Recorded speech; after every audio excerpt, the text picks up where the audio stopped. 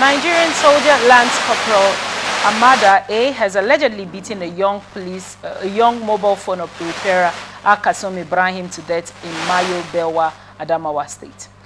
The tragic incident, sparked by a delay in fixing the soldier's girlfriend's phone, has ignited widespread public outrage and calls for justice. Eyewitnesses reported that after the repair wasn't completed promptly, the soldier's girlfriend contacted him. Lance Corporal Ahmad then stormed the workshop and brutally assaulted Alkasum, leaving him unconscious. The technician later succumbed to his injuries. The soldier has since disappeared, leaving behind a devastated family and a community seething with anger. How can someone trained to protect life become a killer over a mobile phone? This is lawlessness of the highest order, a local youth leader told reporters. Human rights groups have condemned the actor's mother, urging the Nigerian military to hand over the suspect for prosecution. The Adamawa State Police Command confirmed the incident, stating the military is conducting an internal investigation and is expected to transfer the suspect for further police action. Alkasum Ibrahim's family, supported by human rights advocates, is demanding immediate and thorough justice for the heinous act. You know, we've had lots of discourse here, you and I, as regards, and usually on this show, as regards police brutality and all of this, but this just takes it a top notch. The fact that this man was brutalized and sadly succumbed to his injuries because of a phone. I need to get your thoughts on this report. For me, that military man should be punished very well, court-martial. Dealt with very well. Right. You understand me? Because I don't care whatever happened. Even though we may not have known what would have made him that angry. You understand me? Because the report says the girlfriend called him and he came and started beating the guy. You understand? But the truth is that if you still check it, sometimes I've dealt with some of these repairers before. Some of them can be very somehow, you know. Probably this girl now have been pleading and the guy felt like, what would she do? And didn't, you know, treat her well. And then talking to the boyfriend, and maybe the boyfriend had come, not like a soldier at first, just to see how this thing can be. And then the boy continued his madness. And then now the soldier instinct now kicked in. And then in beating, the boy dies. That's number one. For me too, as a soldier, there are things you shouldn't get involved in. If you had gone there, investigated the matter as a security person and seen that the guy is trying to take advantage of the girl, you understand, you'd have taken him back to the barracks. There are little drilling that you can give the boy and his head will reboot. Not brutally beating the boy. Do you understand me? That's where I faulted the soldier. Because there are 1,001 things that soldier could have done to that young man. And the young man will learn his lesson and never mess up with any customer again for the rest of his life. But then allowing his emotions get the better part of him. Right. And then look at what it has led to right now. So, but then I think, because I see soldiers do that a lot. There was a member in my church that kept reporting an incident to me. Now, this was a transaction she had with a young man, and it wasn't as if the transaction did not go through. It was the young man that called off the transaction. Normally, she sells laptops and all that. Okay. Then this young man came. There's a particular laptop the guy wanted. She said, all right. And then the guy paid, was it 180, and promised that, okay, I'm going to finish my payment in 2 months. Now, paid again by the second month. Before the third month, I don't know where she went to and saw that same laptop cheaper than what the girl offered. Okay. He now came and said that the girl should refund the money. The girl said, okay, even if I want to refund your money, I won't refund everything. Because this is business. You asked me to keep a laptop. If I had sold that laptop, this, that. The guy said, oh, you won't, all right. Went and called the brother that is a naval officer And the naval officer called the girl and said, if you don't refund him that money, this will happen, that will happen. I'll come with my boys and we'll teach you a lesson. The girl called me. I told the girl, don't refund anything. Let him come. Tell the brother the next time he calls that you have reported this matter and that the person you reported to said, let him come with his boys. That if he remains a naval officer after that time, then he will know that the naval force does not have a constitution. That was what I told him to reply. Don't tell him that that it was a pastor. Just tell him that you reported to someone. Right. And the person said, let him come. That if he remains an officer after him visiting her shop. Now, it was when the girl told him that, the guy didn't now know who she spoke to. Do you understand now? Right. The boy was like, who you go report to? Oh, you want? The girl said, no problem, you can come. I've told him I'm not refunding the money. If I'm going to refund his money, I'm not giving him everything because he's the one that breached our business contract. The boy didn't come again. And that finally the boy now said, okay, how much are you refunding back to him? Then the girl said, no, you can't refund this. Take this. They were not trying to force her. I told her, how much would be okay for you to take? She said, I said, tell them this is what the person you reported to also said. And that was how that matter was solved. But let's assume that I didn't use that wisdom.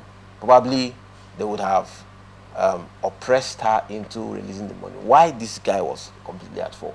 So for me, I'm saying this right now to every military person out there, whether you are in the Navy, whether you are in the Air Force, whether you are in the Army, or you are a policeman, please, there are battles you shouldn't get into. Yes, they are your family, but you swore an oath to protect Nigerians. The day you became an army man, the day you became an Air Force personnel, the day you became a naval officer, the day you became a policeman, you are no longer for your family. You became a defender of the common Nigerian. Right. So even when your blood, in quotes, comes to report a matter, or your girlfriend, or your husband, or your boyfriend, because I've also seen military women do this too, you know, whether it's your boyfriend, your girlfriend, whoever it is, when they report a matter to you, you know, go there as number one who is there to protect the both parties. Okay. Then hear the matter out. If the person, because I know that there are repairers, there are Nigerians too who are very stubborn and very saucy and deserve to be treated well. There are things to do. Take the person back to the barracks. Take the person back to the station. Do things by the books. Now, when you say take the person back to the barracks, cases like this aren't just civil cases that should involve the police instead of we are saying the same thing. Like I said, do things by the books. All right. There's a way this can be handled. Okay, you can say, okay, you can call a police officer, or you can even report the matter and take the guy back. By the time the guy follows you to the barracks, you don't necessarily need to beat him or anything, but the fact that he is within that environment, the truth will come out. And again, you are trained for that. You are trained to be able to get truth out of people.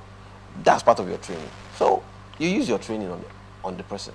And at the end of the day, the matter will be solved. There's no need beating, punching, fight. For me, it even degrades the uniform, if you ask me. Right. So that's it. Now, it's been said that this matter is going to be handled. They are investigating. I want to get your thought on something. Usually we hear of these investigations. We never hear of the punishment. Because for something to act, for a crime to be punished in a way that it acts as a deterrent, other people will be like, okay, no. We've had lots of cases. We've had police brutality. We've had, you know, the unnecessary loss of life. Yeah. I think in the last few weeks we've had, you know, a policeman, I think 2 months ago, a policeman was trying to shoot at the tire of a man and shot at his son whom he was taking for WAEC. And the boy died. We've had, it's been a lot of things as regards security agencies, right?